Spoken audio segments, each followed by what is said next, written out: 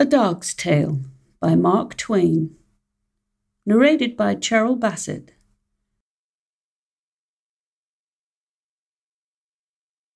Chapter 1. My father was a St. Bernard, my mother was a collie, but I am a Presbyterian. This is what my mother told me. I do not know these nice distinctions myself. To me, they are only fine, large words meaning nothing. My mother had a fondness for such. She liked to say them and see other dogs look surprised and envious, as wondering how she got so much education. But, indeed, it was not real education. It was only show. She got the words by listening in the dining room and drawing room when there was company, and by going with the children to Sunday school and listening there. Whenever she heard a large word, she said it over to herself many times, and so was able to keep it until there was a dogmatic gathering in the neighborhood.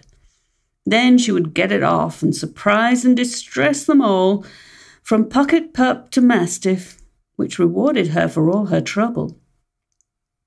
If there was a stranger, he was nearly sure to be suspicious, and when he got his breath again, he would ask her what he meant. And she always told him. He was never expecting this, but thought he would catch her. So when she told him, he was the one that looked ashamed, whereas he had thought it was going to be she. The others were always waiting for this, and glad of it and proud of her, for they knew what was going to happen, because they had had experience. When she told the meaning of a big word, they were all so taken up with admiration that it never occurred to any dog to doubt if it was the right one. And that was natural, because, for one thing, she answered up so promptly that it seemed like a dictionary speaking. And for another, where could they find out whether it was right or not? For she was the only cultivated dog there was. By and by, when I was older, she brought home the word unintellectual one time, and worked it pretty hard all the week at different gatherings, making much unhappiness and despondency. And it was at this time that I noticed that during that week she was asked for the meaning at 8 different assemblages, and flashed out a fresh definition every time, which showed me that she had more presence of mind than culture, though I said nothing, of course. She had one word, which she always kept on hand and ready, like a life preserver, a kind of emergency word to strap on when she was likely to get washed overboard in a sudden way. That was the word synonymous. When she happened to fetch out a long word which had had its day weeks before, and its prepared meanings gone to her dump pile, if there was a stranger there, of course, it knocked him groggy for a couple of minutes. Then he would come to, and by that time she would be away downwind on another tack, and not expecting anything. So when he'd hail and ask her to cash in, I, the only dog on the inside of her game, could see her canvas flicker a moment, but only just a moment. Then it would belly out taut and full, and she would say, as calm as a summer's day, "It's synonymous with supererogation," or some godless long reptile of a word like that, and go placidly about and skim away on the next tack, perfectly comfortable, you know, and leave that stranger looking profane and embarrassed, and the initiated slatting the floor with their tails in unison, and their faces transfigured with a holy joy. And it was the same with phrases. She would drag home a whole phrase, if it had a grand sound, and play it 6 nights and 2 matinees, and explain it in a new way every time, which she had to, for all she cared for was the phrase. She wasn't interested in what it meant, and knew those dogs hadn't wit enough to catch her anyway. Yes, she was a daisy. She got so she wasn't afraid of anything. She had such confidence in the ignorance of those creatures. She even brought anecdotes that she had heard the family and the dinner guests laugh and shout over. And as a rule, she got the nub of one chestnut hitched into another chestnut, where, of course, it didn't fit and hadn't any point. And when she delivered the nub, she fell over and rolled on the floor and laughed and barked, and in the most insane way, while I could see that she was wondering to herself why it didn't seem as funny as it did when she first heard it. But no harm was done. The others rolled and barked too, privately ashamed of themselves for not seeing the point, and never suspecting that the fault was not with them, and there wasn't any to see. You can see by these things that she was of a rather vain and frivolous character. Still, she had virtues, and enough to make up, I think. She had a kind heart and gentle ways, and never harboured resentments for her injuries done her, but put them easily out of her mind and forgot them. And she taught her children kindly way, and from her we learned also to be brave and prompt in time of danger, and not to run away, but face the peril that threatened friend or stranger, and help him the best we could without stopping to think what the cost might be to us. And she taught us not by words only, but by example. And that is the best way, and the surest, and the most lasting. Why, the brave things she did, the splendid things. She was just a soldier, and so modest about it. Well, you couldn't help admiring her, and you couldn't help imitating her. Not even a King Charles Spaniel could remain entirely despicable in her society. So, as you see, there was more to her than her education.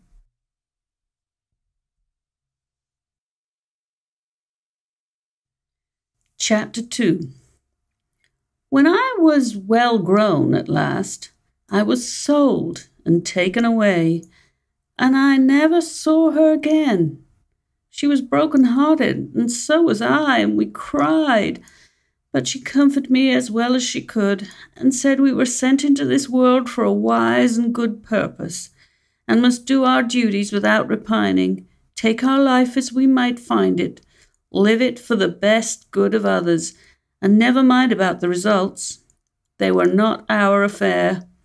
She said men who did like this would have a noble and beautiful reward by and by in another world, and although we animals would not go there, to do well and right without reward would give to our brief lives a worthiness and dignity which in itself would be a reward. She had gathered these things from time to time when she had gone to the Sunday school with the children, and had laid them up in her memory more carefully than she had done with those other words and phrases.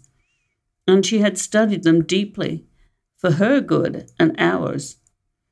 One may see by this that she had a wise and thoughtful head, for all there was so much lightness and vanity in it. So we said our farewells, and looked our last upon each other through our tears, and the last thing she said, keeping it for the last to make me remember it the better, I think, was, "In memory of me, when there is a time of danger to another, do not think of yourself, think of your mother, and do as she would do." Do you think I could forget that? No.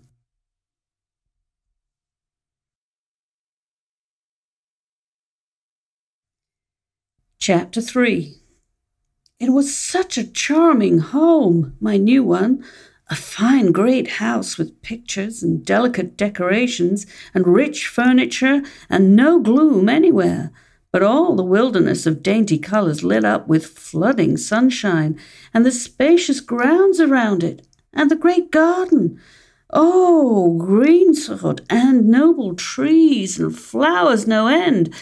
And I was the same as a member of the family, and and they loved me and petted me and did not give me a new name, but called me by my old one that was dear to me because my mother had given it to me.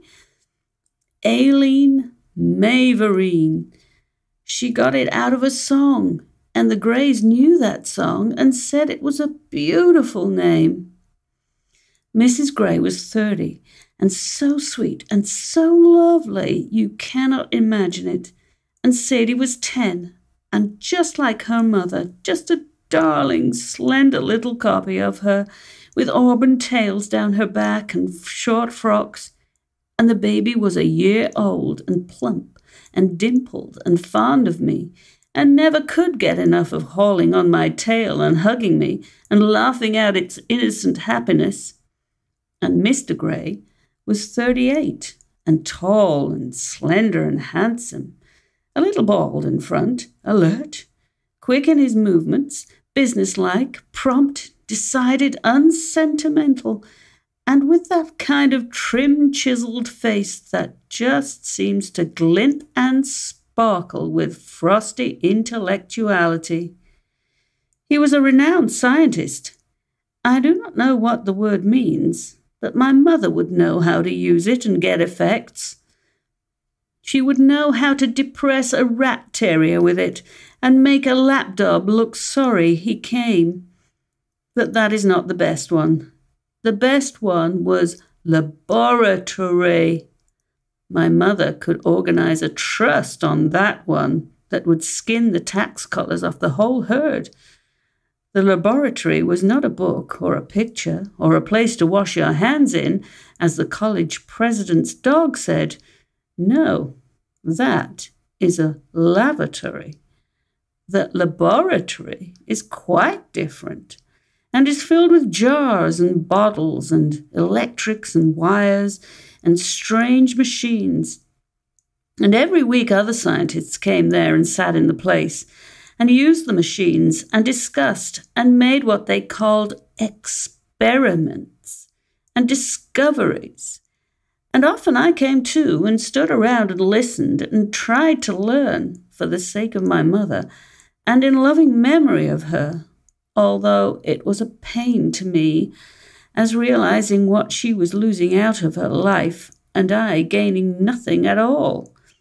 For try as I might, I was never able to make anything out of it at all. Other times I lay on the floor in the mistress's workroom and slept, she gently using me for a footstool, knowing it pleased me, for it was a caress. Other times I spent an hour in the nursery and got well tussled and made happy. Other times I watched by the crib there when the baby was asleep and the nurse out for a few minutes on the baby's affairs. Other times I romped and raced through the grounds and the garden with Sadie till we were tired out, then slumbered on the grass in the shade of a tree while she read her book. Other times I went visiting among the neighbours' dogs, for there were some pleasant ones not far away, and one very handsome and courteous and graceful one, a curly-haired Irish setter by the name of Robin Adair, who was a Presbyterian like me, and belonged to the Scotch minister. The servants in our house were all kind to me and were fond of me, and so, as you see, mine was a pleasant life. There could not be a happier dog that I was, nor a gratefuller one. I will say this for myself, for it is only the truth. I tried in all ways to do well and right, and honour my mother's memory and her teachings, and earn the happiness that had come to me as best I could. By and by came my little puppy, and then my cup was full. My happiness was perfect. It was the dearest little waddling thing, and so smooth and soft and velvety, and had such cunning little awkward paws, and such affectionate eyes, and such a sweet and innocent face. And it made me so proud to see how the children and their mother adored it and fondled it, and exclaimed over every little wonderful thing it did. It did seem to me that life was just too lovely to... Then came the winter. One day I was standing a watch in the nursery. That is to say, I was asleep on the bed. The baby was asleep in the crib, which was alongside the bed, on the side next to the fireplace. It was the kind of crib that has a lofty tent over it made of gauzy stuff that you can see through. The nurse was out, and we two sleepers were alone. A spark from the wood fire was shot out, and it lit on the slope of the tent. I suppose a quiet interval followed, then a scream from the baby awoke me, and there was that tent flaming up toward the ceiling. Before I could think, I sprang to the floor in my fright, and in a second was halfway to the door. But in the next half-second, my mother's farewell was sounding in my ears, and I was back on the bed again. I reached my head through the flames and dragged the baby out by the waistband and tugged it along, and we fell to the floor together in a cloud of smoke. I snatched a new hold and dragged the screaming little creature along and out at the door and round the bend of the hall, and was still tugging away, all excited and happy and proud, when the master's voice shouted, "Begone, you cursed beast!" And I jumped to save myself. But he was furiously quick and chased me up, striking furious at me with his cane, I dodging this way and that in terror. And at last a strong blow fell upon my left foreleg, which made me shriek and fall, for the moment helpless. The cane went up for another blow, but never descended, for the nurse's voice rang wildly out, "The nursery's on fire!" And the master rushed away in that direction. My other bones were saved. The pain was cruel, but no matter. I must not lose any time. He might come back at any moment. So I limped on 3 legs to the other end of the hall, where there was a dark little stairway leading up into a garret where old boxes and such things were kept, as I had heard say, and where people seldom went. I managed to climb up there. Then I searched my way through the dark among the piles of things and hid in the secretest place I could find. It was foolish to be afraid there, yet still I was, so afraid that I held in and hardly even whimpered, though it would have been such a comfort to whimper, because that eases the pain, you know. But I could lick my leg, and that did some good. For half an hour there was a commotion downstairs, and shoutings and rushing and footsteps, and then there was quiet again. Quiet for some minutes, and that was grateful to my spirit, for then my fears began to go down, and fears are worse than pains, oh, much worse. Then came a sound that froze me. They were calling me by name, hunting for me. It was muffled by distance, but that could not take the terror out of it, and it was the most dreadful sound to me that I had ever heard. It went all about, everywhere, down there, along the halls, through all the rooms in both stories, and in the basement and the cellar, then outside, and farther away, then back, and all about the house again, and I thought it would never, never stop. But at last it did.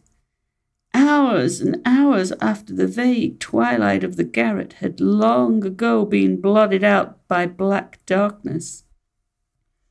Then in that blessed stillness my terrors fell little by little away, and I was at peace and slept.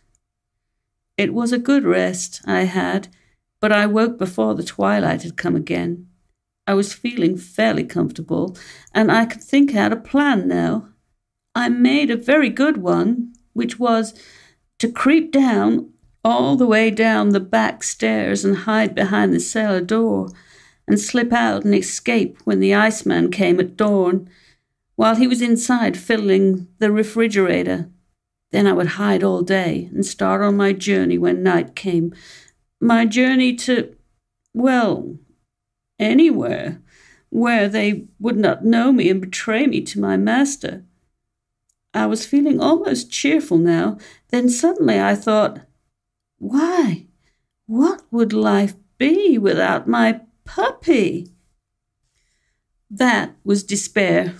There was no plan for me. I saw that. I must stay where I was, stay and wait and take what might come. It was not my affair. That was what life is. My mother had said it. Then the calling began again. All my sorrows came back. I said to myself, the master will never forgive me. I did not know what I had done to make him so bitter and so unforgiving, yet I judged it was something a dog could not understand, but which was clear to a man and dreadful. They called and called, days and nights, it seemed to me, so long that the hunger and thirst near drove me mad, and I recognized that I was getting very weak. When you are this way, you sleep a great deal, and I did. Once I woke in an awful fright.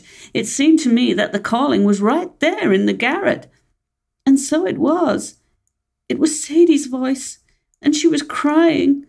My name was falling from her lips, all broken, poor thing, and I could not believe my ears for the joy of it when I heard her say, "Come back to us. Oh, come back to us and forgive. It is all so sad without her."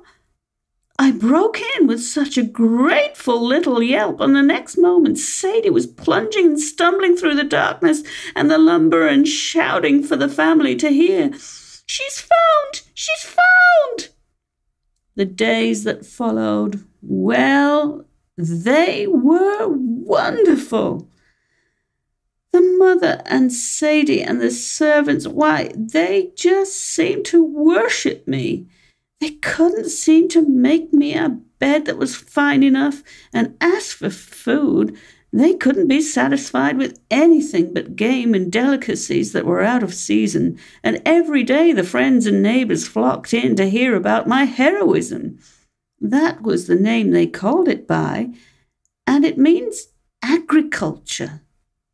I remember my mother pulling it on a kennel once and explaining it in that way, but didn't say what agriculture was, except that it was synonymous with intramural incandescence.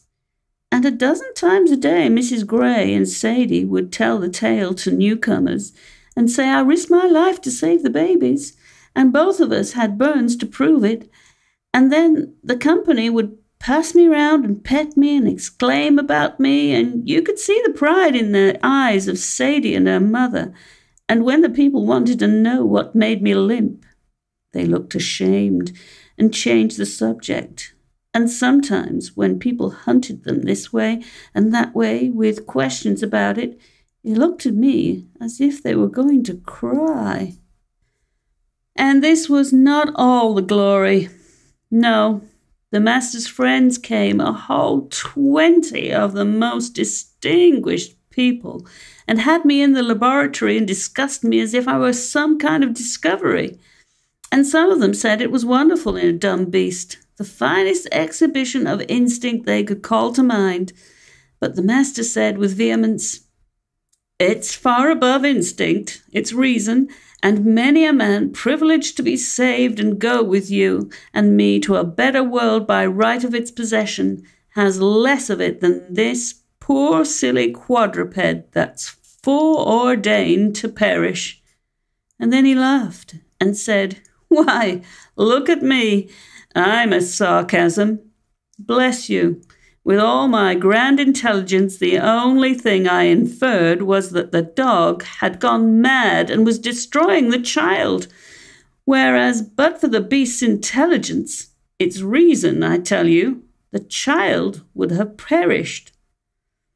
They disputed and disputed, and I was the very centre of subject of it all, and I wished my mother could know that this grand honour had come to me.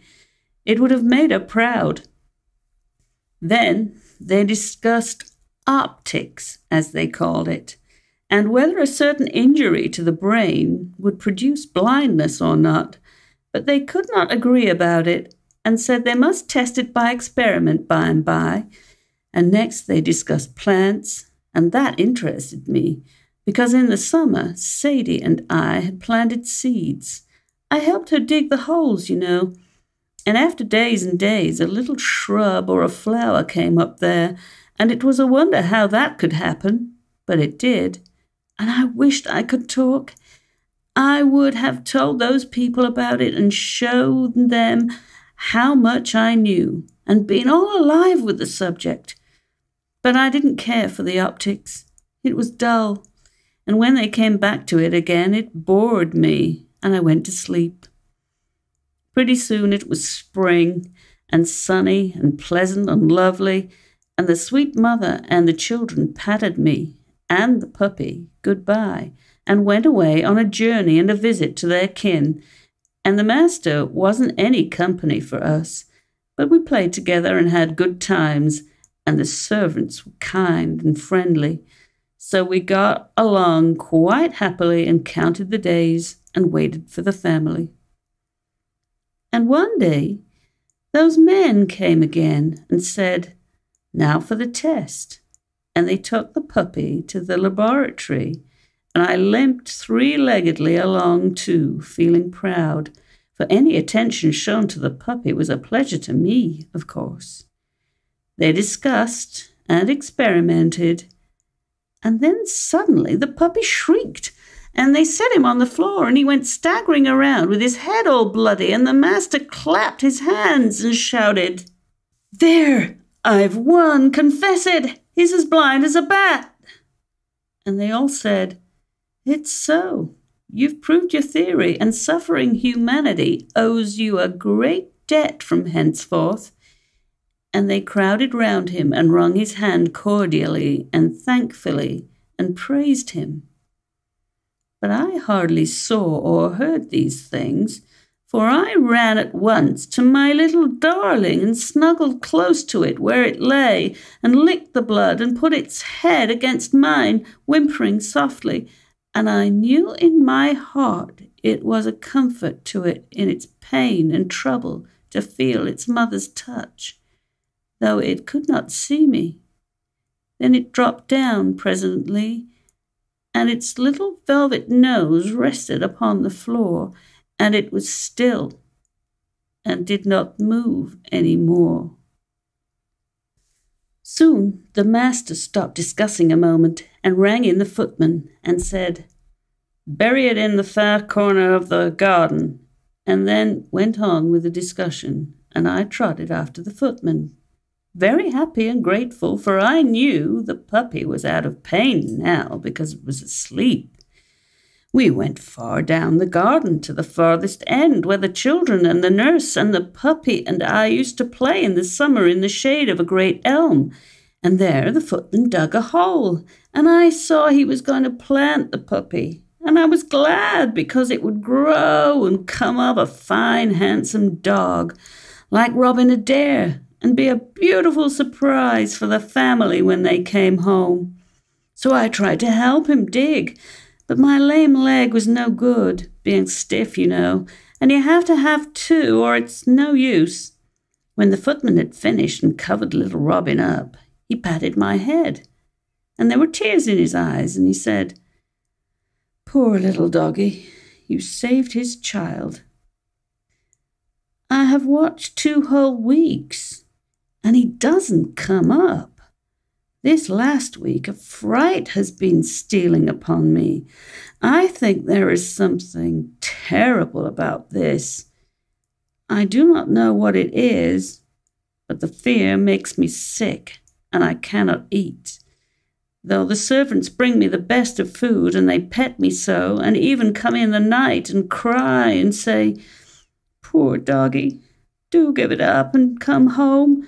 Don't break our hearts.' And all this terrifies me the more, and makes me sure something has happened. And I'm so weak since yesterday I cannot stand on my feet any more. And within this hour The servants, looking toward the sun, where it was sinking out of sight and the night chill coming on, said things I could not understand, but they carried something cold to my heart. Those poor creatures, they do not suspect. They will come home in the morning and eagerly ask for the little doggy that did the brave deed, and who of us will be strong enough to say the truth to them? The humble little friend is gone, where go the beasts that perish.